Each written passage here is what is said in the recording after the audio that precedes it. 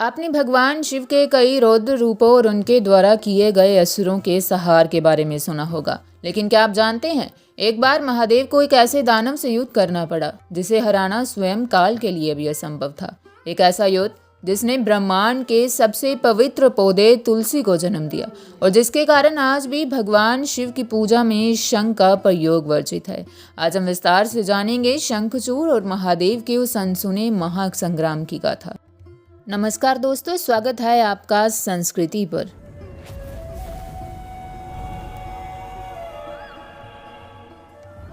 शंखचूड़ कोई साधारण असुर नहीं था। वे पूर्व जन्म में भगवान कृष्ण का परम मित्र श्रीधामा था। ये ब्राह्मण सुदामा से अलग है। एक श्राप के कारण उसे दानव कुल में जन्म लेना पड़ा। दंभ के पुत्र के रूप में जन्मा ये बालक बचपन से ही मेधावी और तपस्वी था। उसने पुष्कर में भगवान ब्रह्मा की घोर तपस्या की और उनसे श्री कृष्ण कवच प्राप्त किया। साथ ही ब्रह्मा जी ने उसे वरदान दिया कि जब तक उसकी पत्नी का पतिव्रत धर्म सुरक्षित रहेगा तब तक त्रिलोक में कोई भी उसे पराजित नहीं कर पाएगा। शंखचूड़ का विवाह धर्मध्वज की पुत्री तुलसी, जिन्हें वृंदा भी कहा जाता है, उनसे हुआ। तुलसी परम विष्णु भक्त और सती स्त्री थी।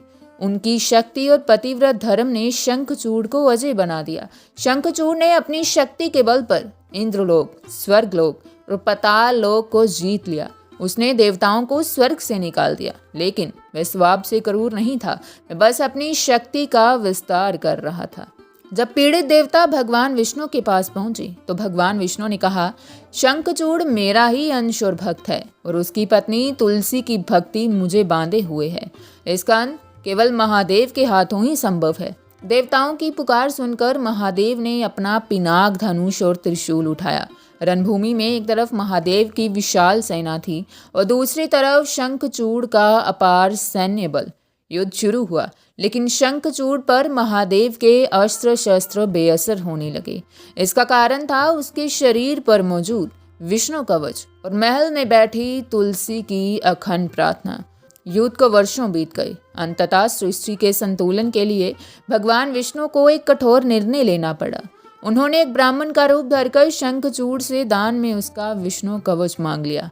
भक्त शंखचूड़ ने बिना सोचे अपना कवच दान कर दिया। इसके बाद भगवान विष्णु ने शंखचूड़ का रूप धारण किया और महल में तुलसी के पास पहुंचे।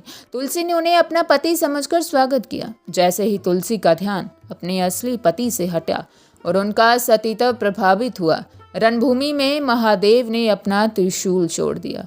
त्रिशूल लगते ही शंखचूड़ का शरीर भस्म हो गया। उसकी हड्डियों से शंख की उत्पत्ति हुई। चूंकि उसका वध भगवान शिव के हाथों हुआ था, इसलिए शंख को अपवित्र नहीं माना गया, बल्कि उसे विजय और पवित्रता का प्रतीक माना गया।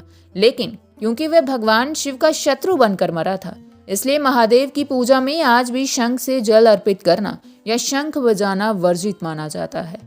जब तुलसी को सत्य का पता चला तो उन्होंने क्रोध में आकर भगवान विष्णु को पत्थर हो जाने का श्राप दिया, जिससे शालिग्राम की उत्पत्ति हुई। लेकिन उनकी भक्ति से प्रसन्न होकर भगवान विष्णु ने कहा, हे देवी, तुम्हारा ये शरीर गंडकी नदी बनेगा और तुम्हारी केश तुलसी के पौधे के रूप में पूजे जाएंगे। मेरे प्रसाद में तुम्हारे बिना भोग अधूरा रहेगा।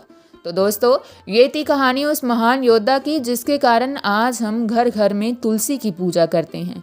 भक्ति और शक्ति के इस मेल ने हमें सिखाया कि नियति के आगे सब विवश हैं। अगर आपको ये कहानी पसंद आई हो तो वीडियो को लाइक करें और हमारे चैनल को सब्सक्राइब करना ना भूलें।